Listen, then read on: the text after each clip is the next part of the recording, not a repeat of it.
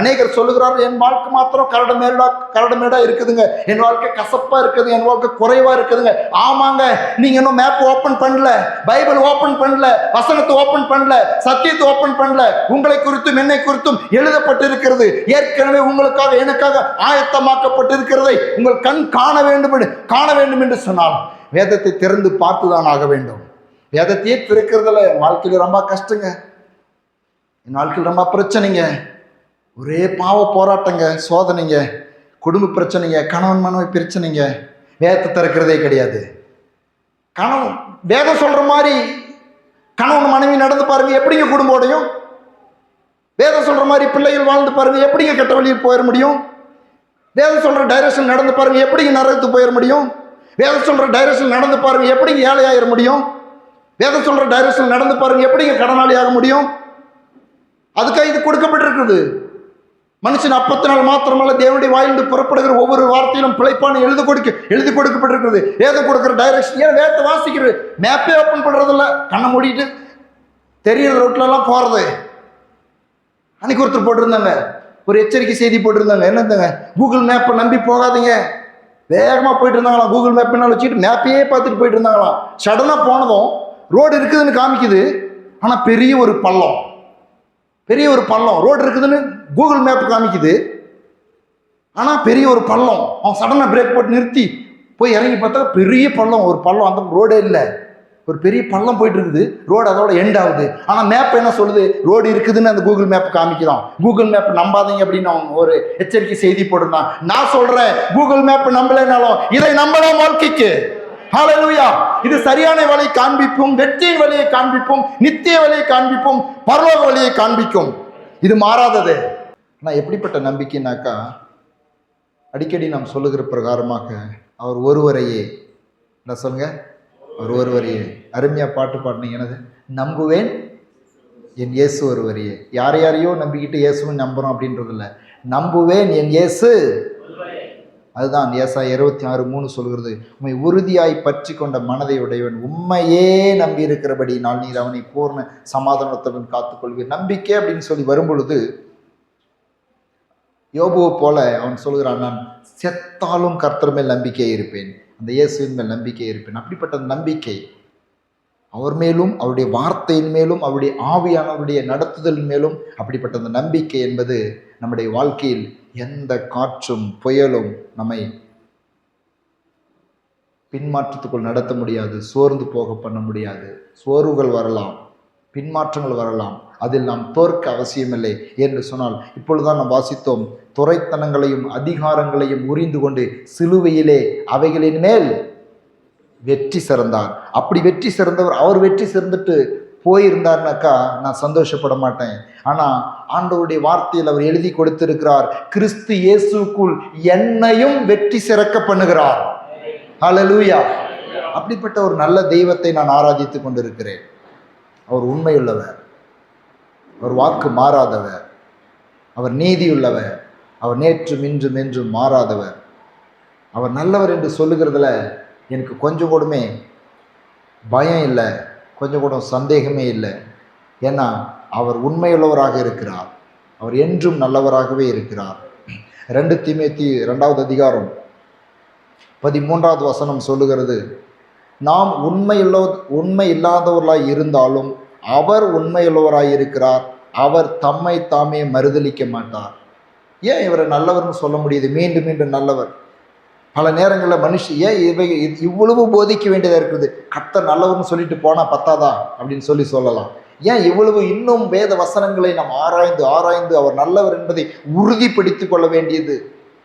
அதனால்தான் புதிய ஏற்பாட்டில் எழுதும் பொழுது அவரிடத்தில் எவ்வளவேனும் இருள் இல்லை, கொஞ்சம் கூடமே இருள் இல்லை அப்படின்னாக்கா, அவர் ஒரு ஒரு ஒரு கமா புள்ளி ஸ்டாப் அளவு கூட அவர் தீயவரோ கெட்டவரோ அல்ல. அவர் முற்றிலும் நல்லவர், அவர் பூரண அழகுள்ளவர். ஆமென். அதனால்தான் வேத வசனம் 2 தீமோத்தேயு 2:13 சொல்லுகிறது, நாம் உண்மை இல்லாதவர்களாய் இருந்தாலும். அப்போ நம்மோடு ஒப்பிட்டு பார்க்கும் பொழுது நாம் என்ன நாம் நினைத்து கொள்கிறோம்? பல நேரங்களிலே நம்மளை போல தான் ஆண்டவர் இருப்பார் அப்படின்றதான எண்ணங்கள் பல நேரங்களிலே வந்து விடுகிறது. நம்மளை போல தான் இருப்பார், தடுமாறிட்டு இருப்பார், சில நேரத்தில் மாறி மாறி. நோ, அவர் எப்பொழுதும் உண்மையுள்ளவர், அவர் தம்மை தாமே மறுதலிக்க மாட்டார் என்று சொல்லி 2 தீமோத்தேயு 2:13 சொல்லுகிறது. ஆகவே தான் வசனங்களை நாம் தியானிக்கவும் படிக்கவும் மிகவும் அவசியம் என்று சொல்லி நாம் வலியுறுத்துகிறோம். என்று சொன்னால் வசனத்தில் சொல்லப்பட்டதுக்கு மாறாக அவர் இருக்க முடியாது. நாம் உண்மை இல்லாதவர்களாக இருந்தாலும் அவர் உண்மையுள்ளவராக இருக்கிறார். தம்மை தாமே அவர் மறுதலிக்க மாட்டார். அதே 2 தெசலோனிக்கேயர் 3:3 சொல்லுகிறது, கர்த்தரோ உண்மையுள்ளவர், அவர் உங்களை ஸ்திரப்படுத்தி தீமை நின்று விலக்கி காத்து கொள்வார். எல்லாரும் சொல்லுவோமா? கர்த்தரோ உண்மையுள்ளவர், அவர் என்னை ஸ்திரப்படுத்தி தீமையை நின்று விலக்கி காத்து கொள்வார். பாருங்க, தேவனுடைய வார்த்தையை நாம் அறியும் பொழுதுதான் அவரை குறித்ததான விசுவாசமும் பெருகும். அவர் நல்லவர் என்பதை அவருடைய வசனத்தின் வெளிச்சத்திலே நாம் அறிய வேண்டும். யாரோ சொன்னாங்க இயேசு நல்லவர்னு, ஓகே, நம்பி வந்தோம். ஆனால் பல நேரங்களிலே அவர் நல்லவர், உண்மையுள்ளவர் என்பதை நாம் நம்ப முடியாத சிச்சுவேஷன், சூழ்நிலைகள் நம்முடைய வாழ்க்கையில் வரலாம். அப்பொழுது என்ன செய்வீங்க? அப்பொழுதுதான் நம்மளுக்கு வார்த்தையின் வெளிச்சம் தேவை. அதனால் தான் கர்த்தருடைய வார்த்தை சொல்லுகிறது, அவருடைய வேத வசனங்கள் நம்முடைய கால்களுக்கு தீபமும் பாதைக்கு வெளிச்சமாக இருக்குது. அந்த வெளிச்சத்தில் நடந்தாதான் எல்லா சூழ்நிலையிலும் கர்த்தர் நல்லவர் என்று நம்மால் பாட முடியும், கர்த்தர் பரிசுத்தர் என்று நாம் பாட முடியும், கர்த்தர் பெரியவர் என்று பாட முடியும். அந்த சூழ்நிலையிலும் கூட, அதனால் தான் ஆபகுக் தீர்க்கதரிசி சொல்லுகிறான், அத்திமரம் துளிர் விடாமல் போனாலும், திராட்சை செடியில் பலன் இல்லாமல் போனாலும், மந்தையில் ஆடுகள் இல்லாமல் போனாலும் நான் கர்த்தருக்குள் மகிழ்ச்சியா இருப்பேன். ஏன் மகிழ்ச்சியா இருப்போம் அப்படின்னாக்கா, இல்லாத போர்ச்சி அதனால மகிழ்ச்சியா இருப்பேன் அப்படின்னு இல்லை, இல்லாமல் போனாலும் மகிழ்ச்சியா இருப்பேன். ஏன் தெரியுமா? இரட்டத்தனையாய் கொடுக்க அவரால் முடியும். ஆகவே நான் மகிழ்கிறேன். கட்டப்பட்டு சிறையிலே படுத்திருந்தாலும், சிறைச்சாலையிலே கை கால்கள் கட்டப்பட்டவர்களாக, தொழுமரத்தில் கட்டப்பட்டவர்களாக படுத்திருந்தாலும் கர்த்தரை பாடி துதிக்க முடியும். ஏன் பாடி துதிக்க முடியும்? இந்த கட்டுக்காக அல்ல, இந்த கட்டப்பட்டதற்காக அல்ல, இந்த கட்டப்பட்ட நிலைமை எனக்கு தெரியும், மாறும், ஆகவே நான் துதிப்பேன். அப்படிப்பட்ட சத்தியங்கள் தான் நம்முடைய வாழ்க்கையிலே தொடர்ந்து நம்மை அவரை நல்லவராக பார்க்கவும், நல்லவராக நம்பவும், நல்லவராக அவரை துதிக்கவும் நமக்கு நம் உள்ளத்தில் ஒரு மோட்டிவேஷனை, உணர்வை கொடுக்கிறது. ஆகவே தான் இந்த சத்தியங்களை நாம் தியானிக்கிறோம். 1 தெசலோனிக்கேயர் 5வது அதிகாரம் 24வது வசனம் சொல்லுகிறது, உங்களை அழைக்கிறவர் உண்மையுள்ளவர், அவர் அப்படியே செய்வார். யார் உண்மையுள்ளவரா? அழைக்கிறவர். நம்மளெல்லாம் ஏசப்பா அழைச்சிருக்கார். வருத்தப்பட்டு பாரம் சுமக்கிறவர்களை நீங்கள் எல்லாரும் என்னிடத்தில் வாருங்கள், நான் உங்களுக்கு இளைப்பாறுதல் தருவேன் என்று சொல்லி அழைச்சாரே, அவர் யாரா? நல்லவர் மாத்திரமல்ல, அவர் உண்மையுள்ளவர், அவர் அப்படியே செய்வார். 1 கொரிந்தியர் 1:9 அழைத்த தேவன் உண்மையுள்ளவர் அப்படின்னு சொல்லி எழுதப்பட்டிருக்கிறது.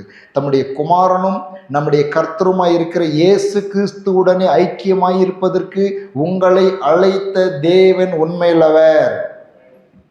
எதுக்கு அழைச்சிருக்கார்? நாம் நன்றாய் அதனால தான் பாருங்க, வசனங்களை நாம் தியானிக்கும் பொழுது இந்த சத்தியங்கள் எல்லாம் நம்முடைய மனதில் வருகிறது, நம்முடைய வாழ்க்கை மறுரூபமாக்கப்படுகிறது. நம்மளை எதற்கு அழைச்சாருன்னு சொன்னாக்கா, தம்முடைய குமாரனும் நம்முடைய கர்த்தருமாய் இருக்கிற இயேசு கிறிஸ்துவுடனே ஐக்கியமாய் இருப்பதற்கு, ஆமென், அவரோடு ஐக்கியமாய் இருப்பதற்கு அழைச்சிருக்கிறாரு, அவரோடு இணைந்து இருப்பதற்கு. ஒவ்வொருத்தரையும் அழைக்கும் பொழுது தேவன் அப்படிதான் அழைக்கிறார். பாருங்க, எங்கேயோ இருக்கிறோம், நம்ம பாவத்தில் சாபத்தில் மற்ற ஐக்கியத்தோடு இருக்கிறோம். எந்த ஐக்கியத்தோடு இருக்கிறோம்? பரியாசக்காரருடைய ஐக்கியத்தில் இருக்கிறோம், பாவிகளுடைய ஐக்கியத்தில் இருக்கிறோம், பிசாசனுடைய ஐக்கியத்தில் இருக்கிறோம். அதனால தான் தாவீது நல்லா தெரிஞ்சுக்கிட்டான்,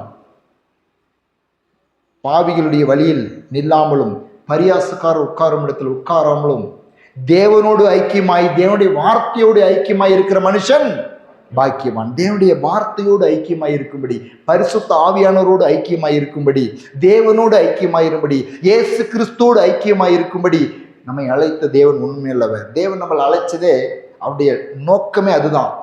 இன்னைக்கு நம்ம இந்த உலகத்தில் நம்மளுக்கு என்னென்னத்தையோ தராரு. இந்த உலகத்தில் செல்வத்தை தராரு, பணத்தை தராரு, வேலை வாய்ப்புகளை தராரு, நல்ல வசதிகளை தராரு, நல்ல உணவு தராரு, நல்ல உடை தராரு, சொந்தங்களை தராரு, உறவுகளை தராரு, பலவிதமான நன்மைகளை நம்மளுக்கு ஒவ்வொரு நாளும் அவர் தருகிறார். எதற்கு தருகிறார் என்று சொன்னால், இவைகளை எல்லாம் நீ பெற்றுக்கொண்டு இவைகளையெல்லாம் அனுபவித்து இயேசு கிறிஸ்துவுடனே ஐக்கியமாயிருக்க வேண்டும். ஆமென். ஆகவே தான் இயேசு கிறிஸ்து சொல்லுகிறார், இவைகளெல்லாம் நீ அனுபவித்துக் கொண்டு, உறவுகளை அனுபவித்து, சொந்தத்தை அனுபவித்து, நான் கொடுக்கிற எல்லா வசதிகளையும், பணத்தையும், பொருளையும், செல்வத்தையும் அனுபவித்து, எல்லாவற்றையும் ஆதாயப்படுத்தி, எல்லாவற்றையும் பெற்றுக்கொண்டு உன் ஆத்மாவை, அதாவது கிறிஸ்துவோடு ஐக்கியமாய் இல்லை என்று சொன்னால் அது அவனுக்கு லாபம் என்ன? கிறிஸ்துவோடு ஐக்கியமாய் இருப்பதுதான் பிரதான காரியம். உலகம் முழுவதையும் ஆதாயப்படுத்தி கொண்டாலும் தன் ஆத்மா நஷ்டப்படுத்துறதுன்னா என்ன? வேற ஒன்றும் இல்லைங்க. கிறிஸ்துவோட ஐக்கியமா இல்லை, இயேசுவோட ஐக்கியமா இல்லை, பரிசுத்த ஆவியானவரோட ஐக்கியமா இல்லை, வார்த்தையோட ஐக்கியமா இல்லை, வார்த்தைகளை படிக்கிறது கிடையாது, தியானிக்கிறது கிடையாது, நல்ல வார்த்தைகளை கேட்கறது கிடையாது, பக்தி பாடல்களை கேட்கறது கிடையாது, வசனங்களை வாசிக்கிறது கிடையாது, வசனங்களை கேட்கறது கிடையாது, பிரசங்கத்தை கேட்கறது கிடையாது, ஒழுங்கான ரெகுலரான ஆராதனை கிடையாது. டைம் இருந்தா ஆராதனை, டைம் உண்டாக்கி ஆராதனை இல்லை. தேவன் உங்களை டைம் இருந்தா ஆராதனைக்கு வாங்கன்னு அவர் சொல்லல. டைமை உண்டாக்கி ஆராதனைக்கு வா, டைம் உண்டாக்கி எனக்கு கொடு டைமை. ஏன்னா அந்த டைமையை உண்டாக்கினவர் அவர். வேலை இல்லைன்னு ஆராதனை, வேலை இல்லைன்னு ஜெபம் இல்லை. வேலையை விட்டு விட்டு என்னை தேடு, முதலாவது என்னை தேடு. அந்த வேலையை கொடுத்தவரே அவர் தானே, பணத்தை கொடுத்தவரே அவர் தானே, சுகத்தை கொடுத்தவரே அவர் தானே, நேரத்தை கொடுத்தவரே அவர் தானே. நாம் என்ன நினைக்கிறோம், என்னுடைய கடமை, என் கம்பெனியில் சண்டேலாம் லீவ் விடுறதில்ல, ஓகே லீவ் போடு நீ. ஆமா, அவர் தானே நமக்கு முதலாவது. கண்டிப்பாக நமக்கு அவர் இந்த காரியங்களிலே முதலாவது அவரை வைப்பதற்கு நிச்சயமாக அவர் உதவி செய்வார். ஆமென். முதலாவது அவர் வைக்கணும்னு சொல்லி அவர் விரும்பினாக்கா, உன் தேவனாகிய கர்த்தரிடத்தில் முழு உள்ளத்தோடு, முழு ஆத்மாவோடு, முழு மனதோடு அன்பு கூறுவாயாக அப்படின்னு சொன்னார்னாக்கா, அப்படி சொன்னவர் அப்படி அன்பு கூறுகிறதுக்கு அவரே உதவி செய்வார். உபாகமம் 7:9, ஆகையால் உன் தேவனாகிய கர்த்தரே தேவன் என்றும், தம்மில் அன்பு கூர்ந்து தமது கற்பனைகளை கை கொள்ளுகிறவர்களுக்கு அவர் 1000 தலைமுறை மட்டும் உடன்படிக்கையும் தயவையும் காக்கிற உண்மையுள்ள தேவன் என்றும். எல்லாரும் சொல்ல, உண்மையுள்ள தேவன் என்றும். எப்படிப்பட்டவர் பாருங்க, உண்மையுள்ளவர். அவர் நல்லவர்னு ஏன் சொல்றேன்னாக்கா, அவர் உண்மையுள்ளவர். எப்படி காக்கிறாராம்? உடன்படிக்கையும் தயவையும் காக்கிற. எத்தனை தலைமுறைக்குங்க? ஏசுநாதர் வரல அப்படின்னாக்கா, நீங்களும் நானும் அவருடைய வார்த்தையில நம் உறுதியாய் நிற்போம், அவருடைய ஆவியானுடைய அபிஷேகத்தை பெற்று தொடர்ந்து அவரில் ஐக்கியமாக இருப்போம்னு சொன்னாக்கா, அவர் கேரண்டி கொடுக்குறாரு 1000 தலைமுறைக்கு. ஆமென். எத்தனை தலைமுறை? 1000 தலைமுறைக்கு உடன்படிக்கையும் தயவையும், அதாவது ஒப்பந்தம் பண்ணியிருக்காரு. என்ன ஒப்பந்தம் பண்ணியிருக்காரு? சிலுவையில் ஒப்பந்தம் பண்ணியிருக்கிறாரு. நீங்கள் என் ஜனமாயிருப்பீர்கள், நான் உங்கள் தேவனாயிருப்பேன், நீங்கள் என் பிள்ளைகளாயிருப்பேன், நான் உங்களுடைய தேவனாயிருப்பேன். உடன்படிக்கை பண்ணியிருக்காரு. அந்த உடன்படிக்கையும் தயவையும் காக்கிற உண்மையுள்ள தேவன். அதனால தான் மேலேயே நம்ம வாசித்தோம், நாம் உண்மை இல்லைனாலும் கூட அவர் உண்மையாக்குறாரு. அதனால தான் எப்பேற்பட்டவனையும் நேசிக்கிறார். ஏன்னா அவர் உண்மையுள்ளவர். அவர் உங்களுடைய என்னுடைய அந்த தகுதியை பார்த்து நேசிக்கிறதில்ல. அவர் நேசிக்கிறதுக்கு காரணம் என்னன்னாக்கா, அவர் அன்பாகவே இருக்கிறார், ஆகவே நேசிக்கிறார். ஆமென். அதனால தான் தாயோடு தகப்பனோடு பல நேரங்களில் ஒப்பிட்டு சொல்லுகிறார். அதனால தான் நம்மளுக்கு நாம் என்ன நினைச்சுக்கிறோம்னாக்கா, தாயோடு தகப்பனோடு ஒப்பிட்டு நினைக்கிறதுனால இந்த அநேக உலகத்தில் உண்மையாக தாயும் தகப்பனாக இருக்கிற அநேகர் தன் பிள்ளைகளை நேசிக்காத, தன் பிள்ளைகளை பராமரிக்காத, தன் பிள்ளைகளுக்கு செய்ய வேண்டிய கடமைகளை செய்யாத, எங்கேயோ பிள்ளைங்களை அனாதியை விட்டுறது சில நேரத்தில் பார்க்கும் பொழுது, சில நேரத்தில் தப்பு பண்ணும் பொழுது, சில நேரத்தில் அவருக்கு கீழ்ப்படியாத நடக்கும் பொழுது அவர் இப்படி நேசிக்காத கைவிட்டுவாராட்டிருக்குது அப்படின்றதான எண்ணங்கள் நம்மளுக்கு வந்துடுது. ஆனால் அவர் நம்மேல் வைத்த கொஞ்சம் கூட குறையில. ஏன்னாக்கா ஒரு ஊழியக்காரர் இப்படியே சொல்லுகிறார், நாம் அவருடைய அன்பு குறையல, ஆனா நமக்கு அவர் மேல் உள்ள அன்பு குறைஞ்சு போச்சு, ஆகவே அவருடைய அன்பு குறைஞ்சுதான் நம்முடைய உள்ள சொல்லுதுன்னு. எப்படி புரிஞ்சது? அவர் நம்ம மேல வச்ச அன்பு கொஞ்சம் கூட குறையல, நமக்கு அவர் மேல வச்ச அன்பு குறைஞ்சதுனால நாமளே நினைச்சுக்கிறோம் அவர் என் மேல வச்ச அன்பு குறைஞ்சு போச்சுன்னு நம்மளுக்குள்ளேயே அந்த எண்ணங்கள் வந்துருதான். ஆகவே அவர் உடன்படிக்கையும் தயவும் காக்கிற உண்மையுள்ள தேவன். உண்மையுள்ள தேவன் அவர். உண்மையுள்ளவர் என்று அவரே சொல்லுகிறார். அவர் நமது உண்மையுள்ள தேவன். நம்மை என்றைக்கும் காக்க அவர் வல்லவராயிருக்கிறார். 2 சாமுவேலின் புஸ்தகம் 22:37 சொல்லுகிறது, என் கால்கள் வலுவாதபடி நான் நடக்கிற வழியை அகலமாக்கினீர். இந்த நல்ல தேவன், இந்த உண்மையுள்ள தேவன் என்ன செய்கிறார்? அவர் என்ன செய்கிறார்னாக்கா, என் கால்கள் வலுவாதபடி நான் நடக்கிற வழியை அகலமாக்கினீர். யாருங்க அகலமாக்கினது? நான் நடக்கிற வழியை, என் கால் வலுவாமல் என்னுடைய வழியை அகலமாக்கினது யாரு? அவர், என் இயேசு, நல்லவராய் இருக்கிற, உண்மையுள்ளவராய் இருக்கிற அவர் தான் அகலமாக்குகிறார். என் கால்கள் வலுவாதபடி நான் நடக்கிற வழியை அகலமாக்குகிறவர் அவர். ஏன்னா அவர் உண்மையுள்ளவர். நீங்கள் அகலமாக்குன்னு கேட்கலன்னாலும் அவர் அகலமாக்குறாரு. நீங்கள் பல நேரங்கள் எல்லாம் கேட்டு தான் பெற்றுக்கொள்கிறோமா? யோசனை பண்ணி பாருங்க. ஏதோ நம்மளுக்கு தெரிஞ்சதை நம்ம கேட்குறோம், ஆண்டவரே இதை செய்யுங்க, இந்த உதவி செய்யுங்கன்னு கேட்குறோம். ஆனால் உண்மை என்னன்னாக்கா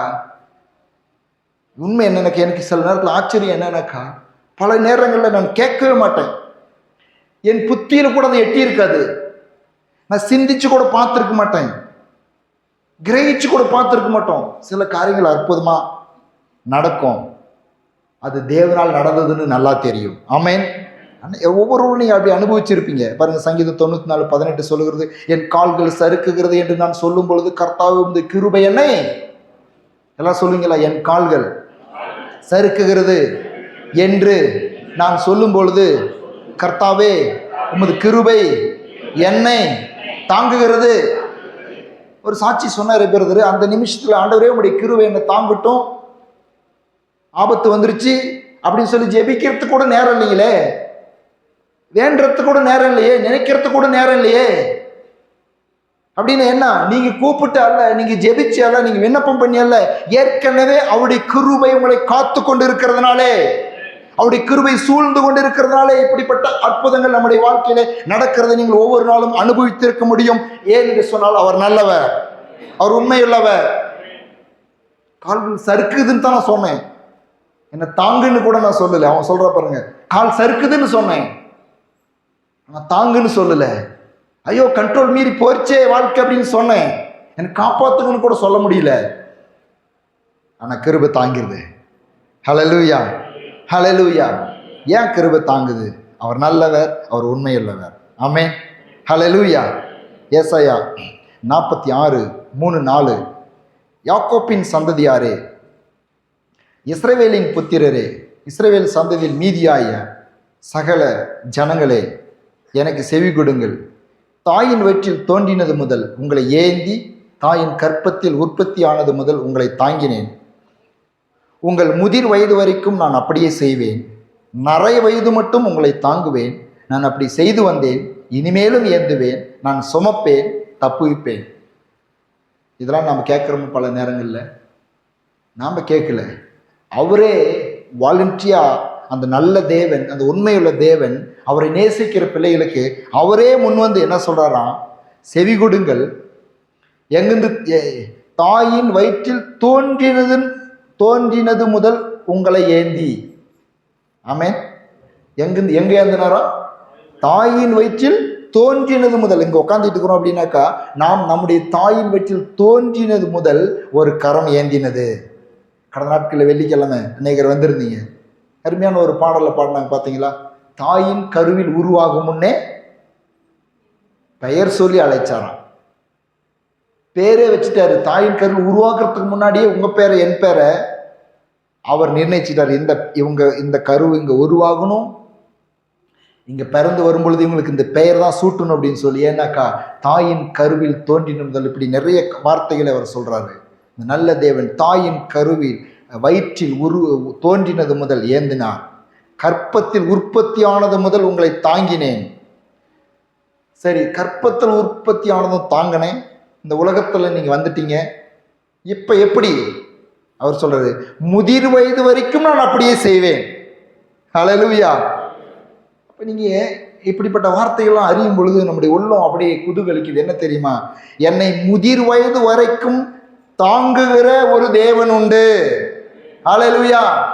இது அறியும் பொழுது தான் நம்மளுக்கு சந்தோஷம் உண்டாகும். ஐயோ நான் வயசான என்ன, அநேகருக்கு நினைச்சிருக்கலாம், எனக்கு வயசாகிட்டு போயிட்டு இருக்குது, வயசானோட்டி எங்க பிள்ளைங்க என்ன தாங்குமா, என் மனைவி என்ன தாங்குவாங்களா? இப்பயெல்லாம் சண்டை. என்ன சண்டை? நான் பார்க்கல, ஆம்பளை பையன் நான் பார்க்கல, பொட்டை பிள்ளை நான் பார்க்கல அப்படின்னு சொல்லி இப்பயே எல்லாம் பிளான் பண்ணுறாங்க. அவங்க உயிரோடு இருக்கும்போதே எனக்கு வருத்தமான விஷயம் என்ன தெரியுமா? சில வயசாக இருக்கிற தாய் தகப்பமாக இருக்கும் பொழுது அவங்ககிட்ட ஏதாவது இந்த சொத்து சண்டைகள்லாம் வந்து பிரச்சனைகள்லாம் பேசி கொண்டு இருக்கும் பொழுது அவங்களே சொல்கிறாங்க, சரி ஏன் சண்டை போட்டுக்கிறீங்க, என்னை கொண்டு போய் அனாதி மடத்தில் விட்டுருங்க. யோசித்து பாருங்க, ஏந்திரத்துக்கு தாங்கிறதுக்கு யாரும் இல்லை. எவ்வளோ அந்த பெற்று வளர்த்து காப்பாற்று அந்த உள்ளம் எவ்வளோ உடைஞ்சி அதை சொல்ல முடியும்.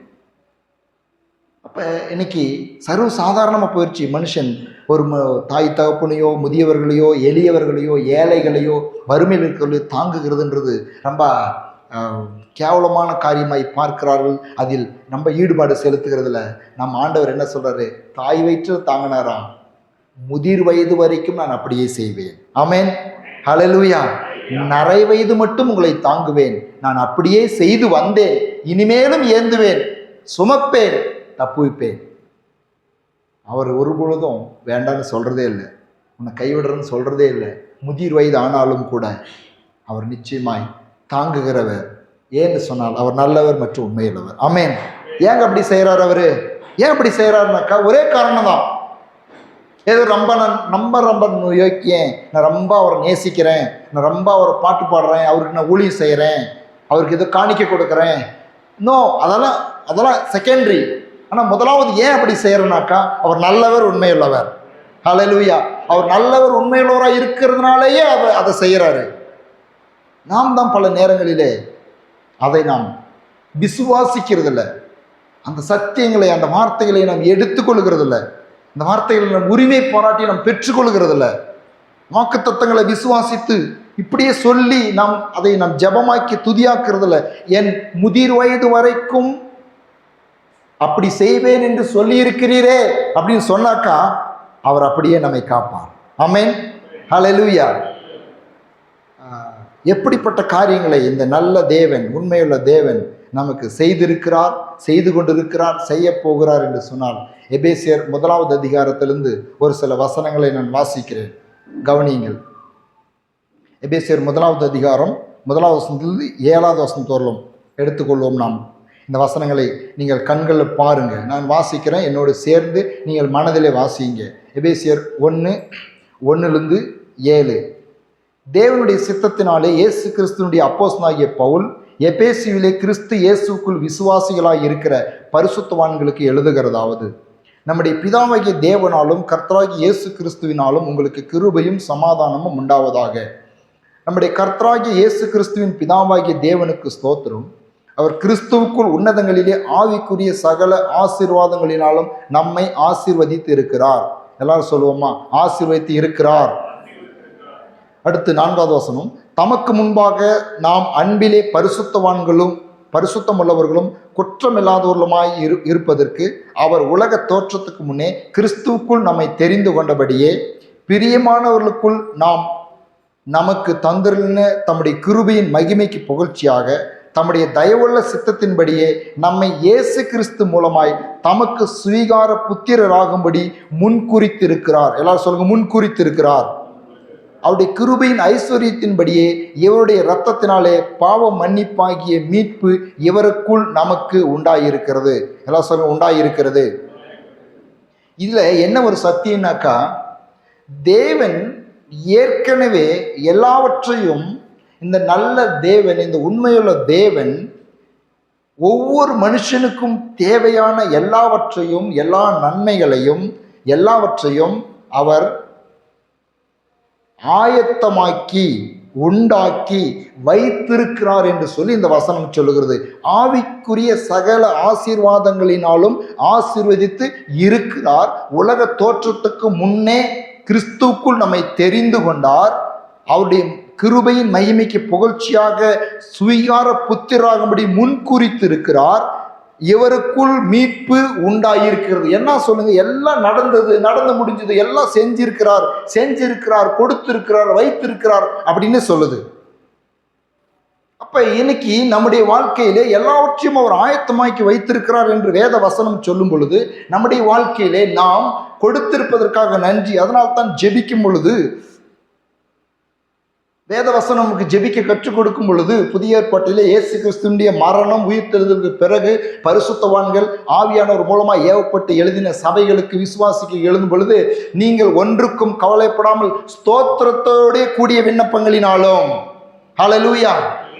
பாருங்க, புதிய ஏற்பாட்டில் ஜெபிக்கும் பொழுதும் ஜெபத்தை குறித்து சொல்லும் பொழுதும் நிருபங்களிலே நீங்கள் வாசித்து பார்த்தீர்கள் சொன்னால், ஸ்தோத்திரம் பண்ணுங்கள், எல்லாவற்றுக்காகவும் ஸ்தோத்திரம் பண்ணுங்கள், ஸ்தோத்திரத்தோடு கூடிய விண்ணப்பம் பண்ணுங்கள், ஸ்தோத்திரம் பண்ணுங்கள் அப்படின்னு சொல்லும். அப்படின்னா என்ன? ஸ்தோத்திரம் பண்றதுன்னா என்ன? ஏற்கனவே எனக்காக ஆயத்தம் பண்ணி வைத்திருக்கிறதுக்காக ஸ்தோத்திரம். அப்படி ஸ்தோத்திரம் பண்ணும் பொழுதே சில நேரத்தில் கிடைக்கிறது. நம் ஜெபித்து கிடைக்காத சில நன்மைகள் ஸ்தோத்திரம் பண்ணும் பொழுது கிடைக்கிறது. வார்த்தைகளை சொல்லி அறிக்கை பண்ணி ஸ்தோத்திரம் பண்ணும் பொழுது நம்முடைய வாழ்க்கையிலே அது நிறைவேறுகிறதா இருக்கிறது. நாம் கேட்கிறது தவறுன்னு சொல்லவில்லை, கேட்கிறதோ நாம் விண்ணப்பிக்கிறதோ நாம் மன்றாடுகிறதோ தவறுன்னு சொல்லலை. ஆனால் ஸ்தோத்திரம் இங்க பாருங்க, எல்லாம் தெரிந்து கொண்டபடியே முன்குறித்தபடியே ஆசீர்வதித்திருக்கிறார், முன்குறித்திருக்கிறார், எல்லாம் உண்டாயிருக்கிறது. யோசனை பண்ணி பாருங்க, நீங்களும் நானும் இந்த உலகத்தில் பிறந்து பாவம் செய்து தடுமாறி போன பிறகு இயேசு மரித்தாரா? ஏற்கனவே இயேசு மரித்து பாவ மன்னிப்பை உண்டாக்கி வச்சிருக்கிறாரா?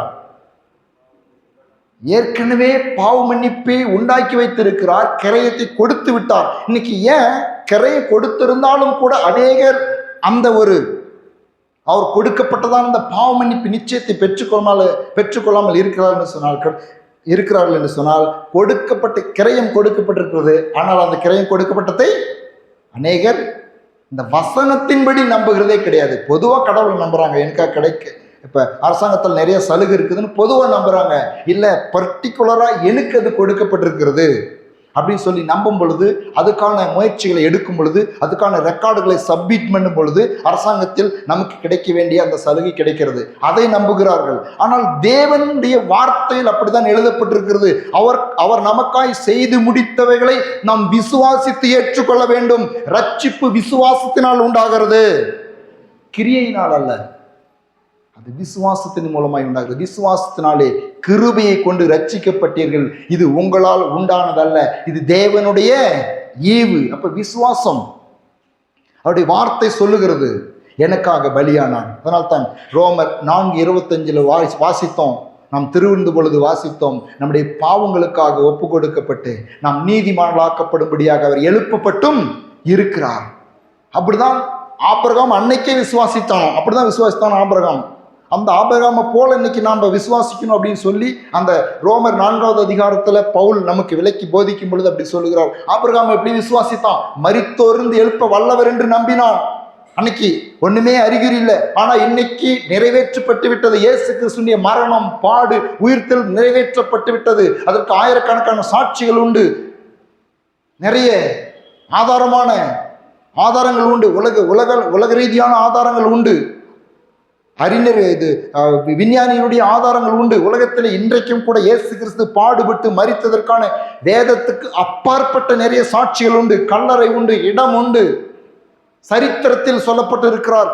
கிபி என்று சரித்திரமே 2ஆய் பிளக்கப்பட்டது சரித்திரத்தில் எழுதப்பட்டிருக்கிறது. இத்தனை சாட்சிகள் இருக்கும் பொழுது நாம் அவர் நமக்காய் செய்து முடித்ததை எழுதப்பட்ட வசனத்தின்படி நம்பும் பொழுது நம்முடைய வாழ்க்கையிலே இன்னும் அதிகமான நன்மைகளை நாம் அனுபவிக்க முடியும் என்று வேதம் சொல்லுகிறது.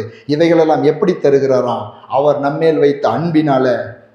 நமக்கு முன்பதாகவே, நம் பிறப்பதற்கு முன்பாகவே பேர் வச்சார்னு நம்புகிறோம். பிறக்கிறதுக்கு முன்னாடியே மற்றதெல்லாம் செஞ்சிருக்க மாட்டாரா? பிறக்கிறதுக்கு முன்னாடியே பேரை நியமிச்சவர் நம்ம வாழ்க்கைக்கு நம்முடைய இந்த உலகத்தில் வாழ்கிற வாழ்க்கைக்கு தேவையானதை வச்சிருக்க மாட்டாரா? கண்டிப்பாக வைத்திருக்கிறார். ஆமென். அதை அறிந்து கொள்வதற்கு தான் வேதத்தை வாசியுங்கள், வாக்குத்தத்தத்தை கண்டுபிடிங்கள், எனக்காக எழுதி கொடுக்கப்பட்டிருக்கிற அந்த ஒயிலை படியுங்கள் என்று சொல்லி நாம் உற்சாகப்படுத்துகிறோம். பாருங்க எப்படி செய்கிறாருன்னு ஒரு சிம்பிள இந்த உண்மையுள்ள தேவன், இந்த நல்ல தேவன் எப்படி செய்கிறாருன்றதை உங்களுக்கு காண்பித்து கொடுக்குறேன். இன்றைக்கு அது நம்முடைய வாழ்க்கையிலே நாம் அதை பொருத்தி கொள்ள போகிறோம். நம்முடைய வாழ்க்கையில் அதை பொருத்தி கொண்டு நாம் அப்படியே விசுவாசிக்க போகிறோம். அப்படியே நமக்கும் அவர் இன்றைக்கும் செய்ய வல்லவராயிருக்கிறார். வாசிக்கலாம். ஆதியாகமம் 1வது அதிகாரத்திலிருந்து 1வது அதிகாரத்தை எடுத்துக்கொள்ளுங்க. ஆதியாகமத்துக்குள் போவோம். ஆதியாகமம் 1வது அதிகாரம் 24லிருந்து 31 வரலும் வாசிக்கிறேன். எடுத்து வேதாகமத்தை வைத்துக்கொண்டு நீங்கள் என்னோடு கூட இணைந்து உங்கள் மனதிலே படித்துக் கொள்ளுங்கள். பின்பு தேவன் பூமியானது ஜாதி ஜாதியான ஜீவ ஜந்துக்களாகிய நாட்டு மிருகங்களையும் ஊரும் பிராணிகளையும் காட்டு மிருகங்களையும் ஜாதி ஜாதியாக பிறப்பிக்க கடவுது என்றார். அது அப்படியே ஆயிற்று. தேவன் பூமியில் உள்ள சகல ஜாதியான காட்டு மிருகங்களையும் ஜாதி ஜாதியான நாட்டு மிருகங்களையும் பூமியில் ஊரும் பிராணிகளையும் எல்லாவற்றையும் உண்டாக்கினார். தேவன் அது நல்லது என்று கண்டார்.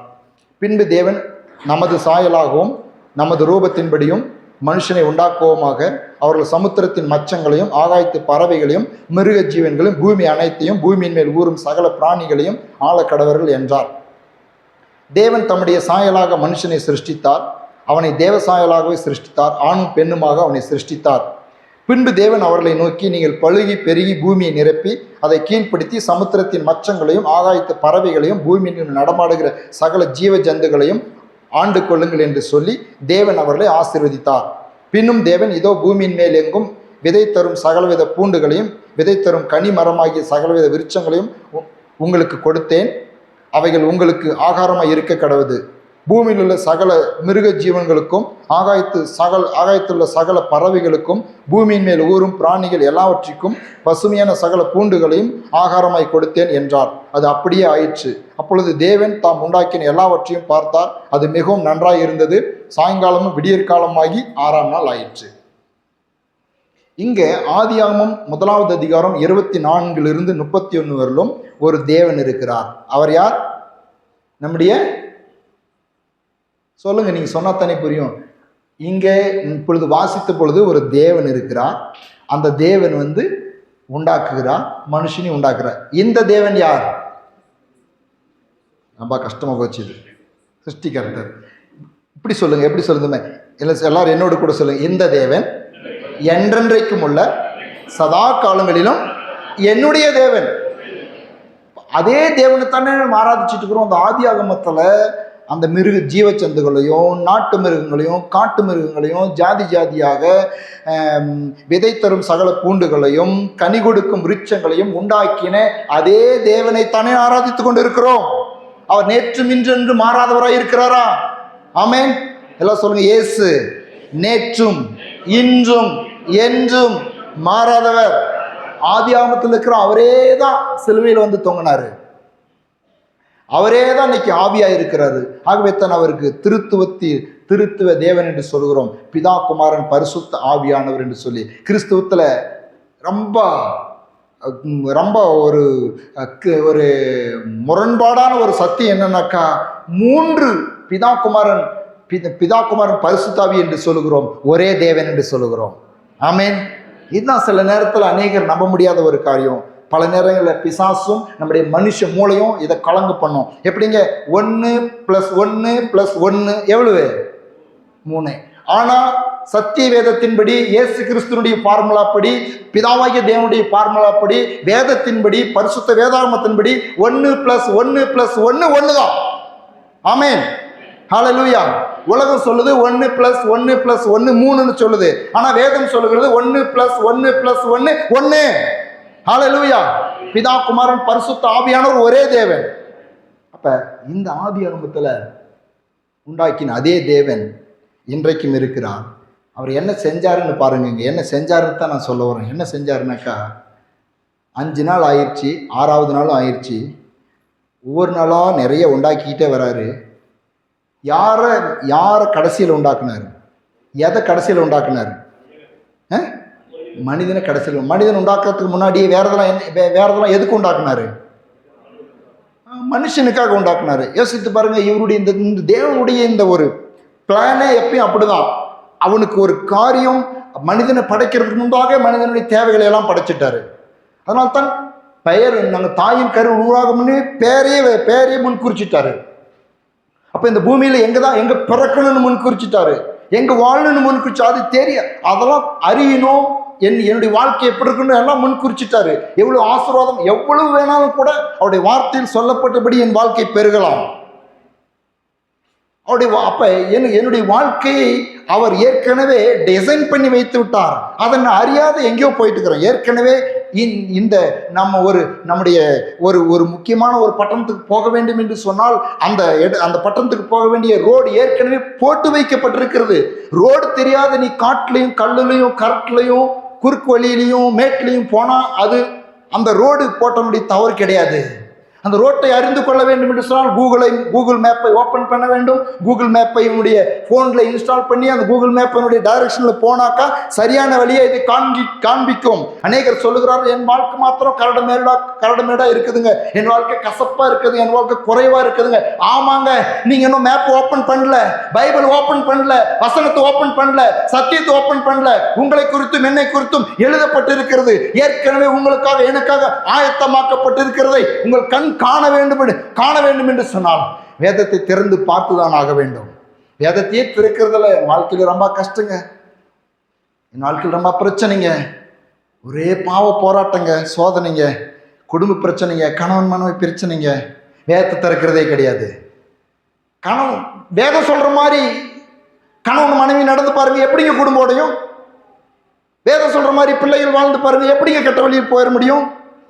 வேதம் சொல்ற டைரக்ஷன் நடந்து பாருங்க, எப்படிங்க நரகத்துக்கு போயிட முடியும்? வேதம் சொல்ற டைரக்ஷன் நடந்து பாருங்க, எப்படிங்க ஏழை ஆயிட முடியும்? வேதம் சொல்ற டைரக்ஷன் நடந்து பாருங்க, எப்படிங்க கடனாளி ஆக முடியும்? அதுக்காக இது கொடுக்கப்பட்டிருக்குது. மனுஷன் அப்பத்தினால் மாத்திரமல்ல, தேவனுடைய வாயிலிருந்து புறப்படுகிற ஒவ்வொரு வார்த்தையிலும் பிழைப்பான எழுதி கொடுக்கப்பட்டிருக்கிறது. வேதம் கொடுக்குற டைரக்ஷன். ஏன் வேதத்தை வாசிக்கிறது? மேப்பே ஓப்பன் பண்றது இல்லை, கண்ணை மூடிட்டு தெரியுற ரோட்ல எல்லாம் போறது. அன்னைக்கு ஒருத்தர் போட்டிருந்தாங்க, ஒரு எச்சரிக்கை செய்தி போட்டிருந்தாங்க. என்னங்க, கூகுள் மேப்பை நம்பி போகாதீங்க. வேகமாக போயிட்டு இருந்தாங்களாம், கூகுள் மேப்பினால் வச்சுக்கிட்டு மேப்பையே பார்த்துட்டு போயிட்டு இருந்தாங்களாம். சடனாக போனதும் ரோடு இருக்குதுன்னு காமிக்குது, ஆனால் பெரிய ஒரு பள்ளம் ரோடு இருக்குதுன்னு கூகுள் மேப் காமிக்குது, ஆனால் பெரிய ஒரு பள்ளம். அவன் சடனாக பிரேக் போட்டு நிறுத்தி போய் இறங்கி பார்த்தா பெரிய பள்ளம், ஒரு பள்ளம், அந்த ரோடே இல்லை, ஒரு பெரிய பள்ளம் போயிட்டு இருக்குது. ரோடு அதோட எண்ட் ஆகுது. ஆனால் மேப் என்ன சொல்லுது? ரோடு இருக்குதுன்னு அந்த கூகுள் மேப் காமிக்கிறான். கூகுள் மேப் நம்பாதீங்க அப்படின்னு அவன் ஒரு எச்சரிக்கை செய்தி போட்டிருந்தான். நான் சொல்றேன், கூகுள் மேப் நம்பலைனாலும் இதை நம்பலாம் வாழ்க்கைக்கு. ஹல்லேலூயா! இது சரியான வழியை காண்பிக்கும், வெற்றியின் வழியை காண்பிக்கும், நித்திய வழியை காண்பிக்கும், பரலோக வழியை காண்பிக்கும். இது மாறாதது. ஹல்லேலூயா! எங்க ஓப்பன் பண்ணாலும் வழி காண்பிப்போம். உங்களுடைய வாலிபத்துக்கு வழி காண்பிப்போம், உங்களுடைய எதிர்காலத்துக்கு வழி காண்பிப்போம், நித்தியத்துக்கு வழி காண்பிப்போம், உங்களுடைய செழிப்புக்கு வழி காண்பிக்கும், உங்களுடைய சமாதானத்துக்கு வழி காண்பிக்கும், சந்தோஷத்துக்கு வழி காண்பிப்போம், குடும்ப சமாதானத்துக்கு, கணவன் மனைவி உறவுக்கு, பெற்றார் பிள்ளைகளுடைய ஐக்கியத்திற்கு, சமுதாயத்தில் நீங்கள் நல்லவராய் வாழ்வதற்கு, எல்லாவற்றுக்கும் தேவையான வழிகளை இந்த பரிசுத்த வேதாகமும் காண்பிக்கும் என்று சொன்னால், எல்லாவற்றையும் அவர் முன்பதாகவே உண்டாக்கிவிட்டு அப்புறம் தான் மனுஷன் உண்டாக்குறாரு. உண்டாக்கிட்டா சொல்ல எல்லாத்தையும் ஆண்டுக்கான்னு சொல்றாரு. எல்லாத்தையும் உண்டாக்கிட்டு ஒரு ஆண்டுக்கா அப்படின்னு சொல்றாரு. எல்லாவற்றையும் அந்தந்த நேரத்தில், அதாவது என்னென்னக்கா, இந்த கூகுள் மேப்பின்படி, இந்த வேத வசனத்தின் மேப்பின்படி போகும் பொழுது நாம் தேவனோடு சரியாய் ஐக்கியமாய் இருந்தால், தேவன் நமக்காக வைத்திருக்கிறது அந்தந்த காலங்களிலே நமக்கு வெளிப்படுத்தப்படும், சரியான நேரத்துக்கு வந்து சேரும். அது சரியான நேரத்துக்கு நம்ம பழிக்கும். எப்படி சொல்கிறீங்க? மத்திய 6:31-34 வாசிக்கிறேன் பாருங்க. ஆகையால் எண்ணத்தை உண்போம், எண்ணத்தை குடிப்போம், எண்ணத்தை உடுப்போம் என்று கவலைப்படாதிருங்கள். இவைகளெல்லாம் அஞ்ஞானிகள் நாடி தேடுகிறார்கள். இவைகளெல்லாம் உங்களுக்கு வேண்டியவர்கள் என்று உங்கள் பரமபிதா அறிந்திருக்கிறார். முதலாவது தேவனுடைய ராஜ்யத்தையும் அவருடைய நீதியும் தேடுங்கள், அப்பொழுது இவைகளெல்லாம் உங்களுக்கு கூட கொடுக்கப்படும். ஆகையால் நாளைக்காக கவலைப்படாதிருங்கள், நாளைய தினம் தன்னுடையவர்களுக்காக கவலைப்படும், அந்தந்த நாளுக்கு அதின் பாடு போதும். அப்போ என்ன சொல்றாரு? அப்பா, எல்லாம் உனக்காக ஆயத்தமாக்கப்பட்டு வைத்திருக்கிறது. ஆனால் ஒன்று நீ பண்ணு, ஏன் உன் கண்ணுக்கு தெரியல அப்படின்னு சொன்னாக்கா, நீ என்ன பண்ணல? என்னை உன்னுடைய வாழ்க்கையில் முதலாவதாக வைக்கவில்லை. தேவனை நாம் முதலாவது வைக்கும் பொழுது அந்தந்த காலத்துக்கு, அதனால்தான் எல்லாவற்றையும் அதின் காலங்களில் நேர்த்தியாய் செய்து முடிக்கிறவர். ஆமேன். பெருக்கமான சாப்பாடு தான் பாடுறாரு. அதின் காலத்தில் எல்லாவற்றையும் நேர்த்தியாய் செம்மையாய் செய்பவரே. எப்போ செய்வார்? எல்லாருக்கும் செஞ்சுட்டு வர்றான். சரிங்க, நான் கண்ண மூடிட்டு கம்மனி இருக்கிறேன், அவர் பாட்டுக்கு எல்லாவற்றையும் அந்தந்த காலத்தில். சில பேர் அப்படி தான் சொல்லுவாங்க, உலகத்தில் பெரியவங்க பார்த்தீங்கன்னா அப்படி தான் சொல்லுவாங்க, என்னங்க அந்தந்த காலத்தில் அது நடக்கும் போங்க.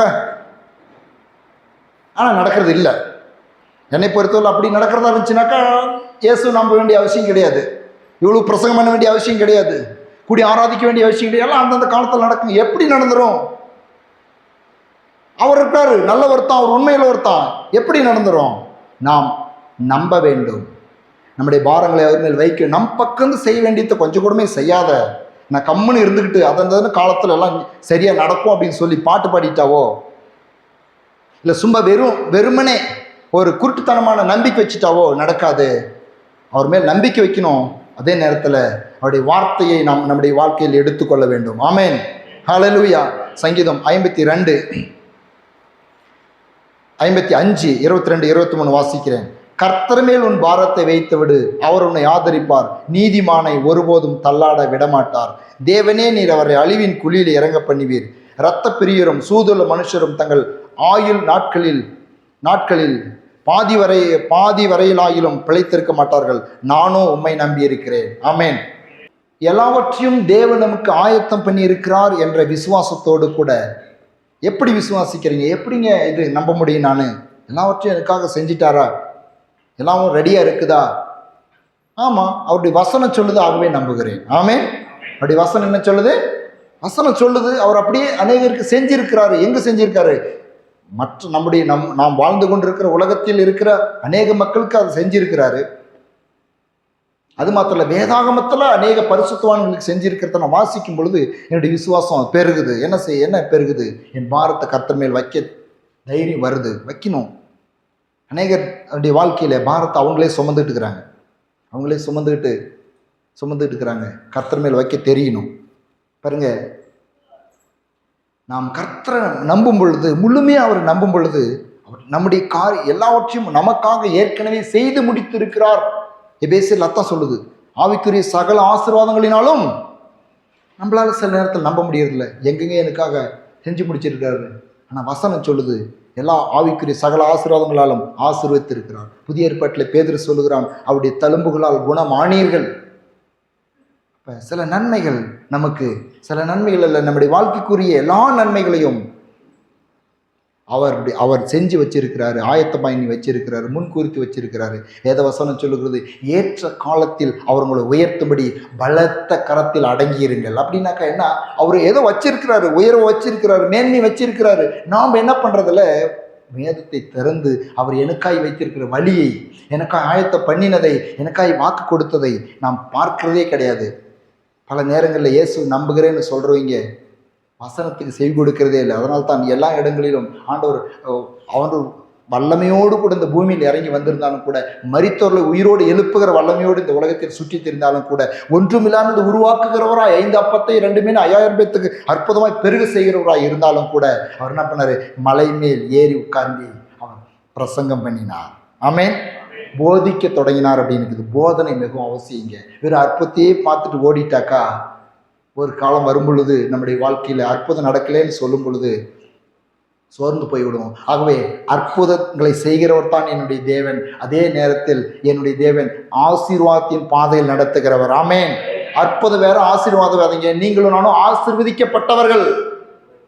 அற்புதத்தை நம்பி வாழ்றவங்க இல்லை. அற்புதம் எப்பயும் நடக்கும், என்னைக்குனாலும் நடக்கும், ஒவ்வொரு நிமிஷமும் நடக்கும், ஒவ்வொரு நாளும் நடக்கும். ஆனால் ஆசீர்வதிக்கப்பட்டவர்கள் ஒரு சில நேரத்தில் ஒரு சில அற்புதங்கள் நடக்காமல் இருக்கலாம். ஆசீர்வதிக்கப்பட்டிருந்தாக்கா அந்த ஆசீர்வாதம் அந்த அற்புதத்தை பெற்றுக்கொள்வதற்கான உதவியாய் நம்முடைய வாழ்க்கையிலே அது இருக்க முடியும். ஆதியாகமம் 22வது அதிகாரம் 6-8 வரலும் வாசிக்கிற பாருங்க. ஆதியாகமம் 22வது அதிகாரம் 6-8. ஆபிரகாம் தகன பலிக்கு கட்டைகளை எடுத்து தன் குமாரனாகிய ஈசாக்கின் மேல் வைத்து தன் கையிலே நெருப்பையும் கத்தியும் எடுத்து கொண்டான். இருவரும் கூடி போனார்கள். அப்பொழுது ஈசாக்கு தன் தகப்பனாகிய ஆபிரகாமை நோக்கி, என் தகப்பனே என்றான். அதற்கு அவன், என் மகனே, இதோ இருக்கிறேன் என்றான். அப்பொழுது அவன், இதோ நெருப்பும் கட்டையும் இருக்கிறது, தகன பலிக்கு ஆட்டுக்குட்டி எங்கே என்றான். அதற்கு ஆபிரகாம், என் மகனே, தேவன் தமக்கு தகன பலிக்கான ஆட்டுக்குட்டியை பார்த்து கொள்வார் என்றான். அப்புறம் அவர் இருவரும் கூடி போய். எப்படிப்பட்ட ஒரு விசுவாசம் பார்த்தீங்களா நீங்க? சும்மா மகன் கேட்கிறான், மகனை தான் பலி செலுத்தும்படியாக தேவன் அழைக்கிறாரு, அவனுடைய விசுவாசத்தை சோதிக்கும்படியாக. உண்மை என்ன சொல்லியிருக்கணும்? இவன் உன்னைத்தம்பா பலி செலுத்தும்படியாக தேவன் கேட்டிருக்கிறாரு. அப்படின்னு சொல்லியிருக்கணும். இவனுடைய விசுவாசம். அதனால தான் அவனுடைய விசுவாசத்தை குறித்து சொல்லுகிறது, மரித்தோரை மீண்டும் எழ செய்கிறவர் என்று அப்பயே நம்பினானா. ஆமேன். மரித்தோர்ந்து எழும்ப பண்ண வல்லவர் என்று அப்பயே நம்பினானா. அதனால தான் அவன் என்ன சொல்றான், மகனை பார்த்து சொல்றான், மகனே, தேவன் தமக்கு தகலபலிக்கான ஆட்டுக்குட்டியை பார்த்து கொள்வார். எல்லாம் சொல்லுங்க, பார்த்து கொள்வார். நான் உங்களுக்கு சொல்றேன், அன்பு தேவனுடைய பிள்ளைகளே, ஆண்டவரை உறுதியாய் பற்றி கொண்டிருக்கிறார், அவர் மேல் நம்பிக்கையாக இருக்கிற உங்களுடைய காரியத்தை அவர் பார்த்து கொண்டுதான் இருக்கிறார். ஆமென். அவர் பார்த்து கொள்வார்னு நம்பும் பொழுது அந்த நம்பிக்கையை அவர் கனம் பண்ணுகிறார். அவர் பார்த்து கொள்வார், அவர் பார்த்து கொள்வார் அப்படின்னு சொல்றான். அவர் பார்த்து கொள்வார்னு விசுவாசத்தோடு கூட போறான். எங்க இருக்கு இன்னைக்கு அநேக, ஐயோ யாரும் என்னை பார்க்கறதில்ல, என்னுடைய வேதனை யாரும் பார்க்கறதில்லன்னு சொல்லி நினைக்கிறோம். ஆனா ஒருவர் பார்த்து கொண்டே இருக்கிறார். உங்களை உண்டாக்கினவர், தாயின் கருவில உருவாகும் தெரிந்து கொண்டவர், உங்களுக்காக வானத்தையும் பூமி உண்டாக்கினவர். நீங்க பிறக்கிறதுக்கு முன்னாடியே சிலுவையிலே ஏறிட்டார். அவர் ரத்தம் சிந்திட்டாரு, அவர் மரித்துட்டாரு, உயிரோடு எந்திரிச்சிட்டாரு, தன்னுடைய சரீரத்தில் தழும்பை ஏற்று இவ்வளவெல்லாம் செஞ்சவர், உங்களை தாயின் கருவில் உருவாகும் முன்னே தெரிந்து கொண்டவர். உங்களுடைய காரியங்களை அவர் பார்த்துக்கிட்டு தான் இருக்கிறாரு.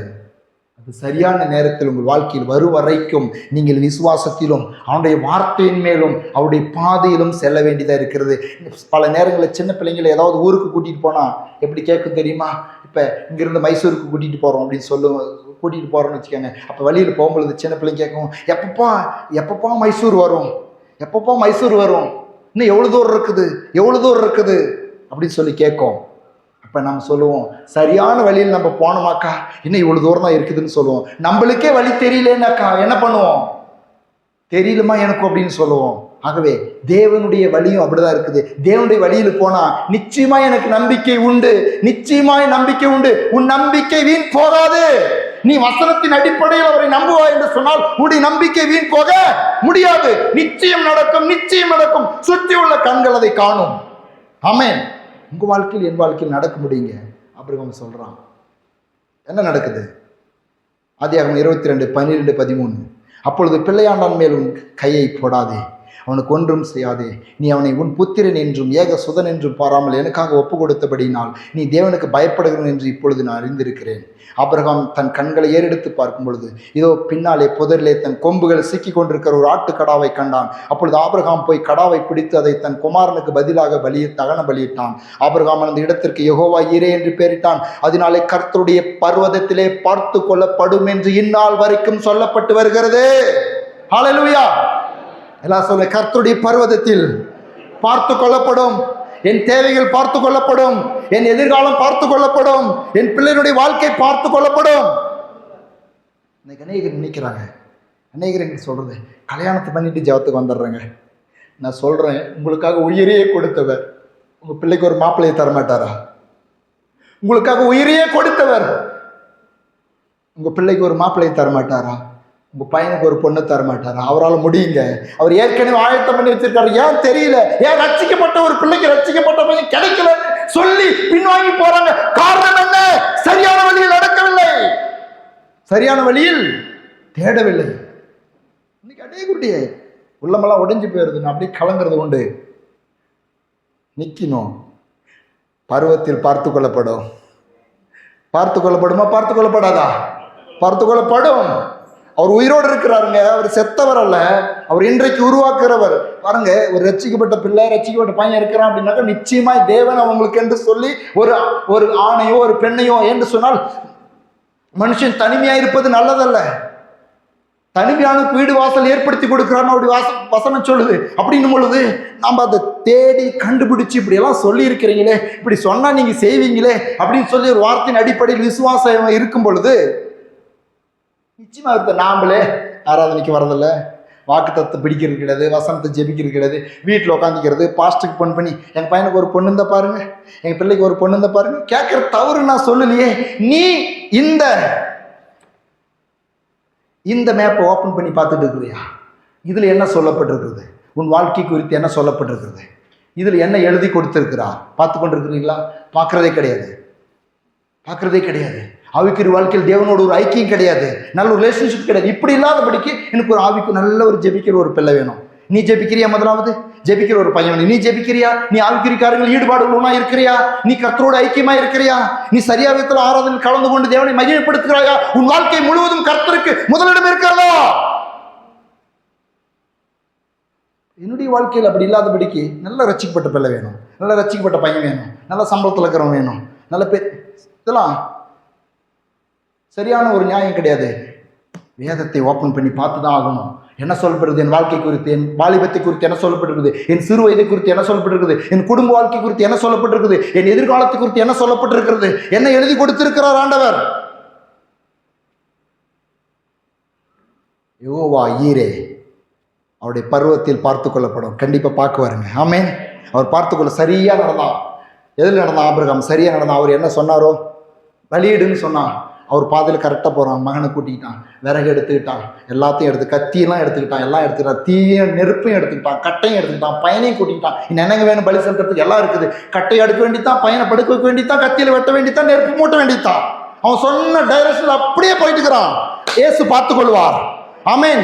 அவர் சொன்ன வழியில நடந்து பார், வேதத்தின் வழியில நடந்து பார், வாழ்ந்து பார். அவர் பார்த்துக் கொள்றாரா இல்லையான்னு. அப்படி பார்த்துக் கொள்ளலனா இந்த இயேசுவை நான் பிரசங்கிக்க மாட்டேன். அவர் நிச்சயமாய் பார்த்து கொண்டுதான் ஆக வேண்டும். அவர் பார்த்து கொள்ளுகிறவர். என்னுடைய வாழ்க்கையில் பார்த்து கொண்டு இருக்கிறார், உங்கள் வாழ்க்கையில் பார்த்து கொண்டு இருக்கிறார். உலகத்தில் யார் யாரெல்லாம் அவருடைய வழியில் நடக்கிறார்களோ அத்தனை பேருடைய வாழ்க்கையிலும் அவர் நிச்சயமாய் அவருடைய வாழ்க்கையை பார்த்து தேவைகளை சந்தித்துதான் ஆக வேண்டும் என்று சொன்னார். அவர் நல்லவர், அவர் உண்மையுள்ளவர். ஆமென். முன்பதாகவே பலிக்கான ஆட்டை ஒரு ஊழியக்காரர் எப்படியே சொன்னார். இவங்க புறப்படுறதுக்கு முன்னாடியே இவங்க பலி செலுத்த முடியாது, மகனை கூட்டிக்கிட்டு கட்டையை எடுத்துக்கிட்டு நெருப்பு எடுத்துக்கிட்டு கத்தி எடுத்துக்கிட்டு இவங்க புறப்படுறதுக்கு முன்னாடியே ஒரு ஆட்டை அணைச்சு விட்டாரு. நீ போய் அங்கே இரு, அப்புறம் மகனுக்கு பலியாக உன்னை பலி செலுத்தணும், நீ போய் அங்கே இருன்னு சொல்லி. அப்படிப்பட்ட தேவன் இன்றைக்கு உங்களையும் என்னையும் இந்த பூமியில அனுப்புகிறதுக்கு முன்பதாகவே பெயரை முன்குறித்தவர். வாழ்க்கைக்கு தேவையான அத்தனை தேவைகள் முன்குறித்திருக்கிறார். அது எங்க இருக்குது? நான் கண்டுபிடிக்கிறதுக்காகத்தான் வேதத்தை திறந்து வாசித்து தியானித்து அறிக்கை பண்ணி விசுவாசித்து அதை நம்பும் பொழுது உங்களுடைய வாழ்க்கையிலே என்னுடைய வாழ்க்கையிலே அது நிச்சயமாய் பலிக்கும் என்று வேத வசனம் சொல்லுகிறது. யாத்திராகமம் 23:20 வழியில் உன்னை காக்கிறதற்கும் நான் ஆயத்த பண்ணின ஸ்தானத்திற்கு உன்னை கொண்டு போய் சேர்க்கிறதற்கும் இதோ நான் ஒரு தூதனை உனக்கு எப்ப அனுப்புறாரா? நீ போ, அப்புறம் பார்த்துக்கலாம்ல. ஏற்கனவே தூதன் எங்க இருக்கிறான்? உனக்கு முன்னே இருக்கிறான், உனக்கு முன்னாக இருக்கிறான், உனக்கு முன்னாக இருக்கிறான். ஏற்கனவே ஆயத்தம் பண்ணி விட்டுருது. 132:17 சங்கீதம். அங்கே தாவீதுக்காக ஒரு கொம்பை முளைக்க பண்ணுவேன், நான் அபிஷேகம் பண்ணி வைத்தவனுக்காக ஒரு விளக்கை ஆயத்தம். ஆயத்தம் அந்த அந்த வரி வாசிங்க. ஆயத்தம் பண்ணினேன்.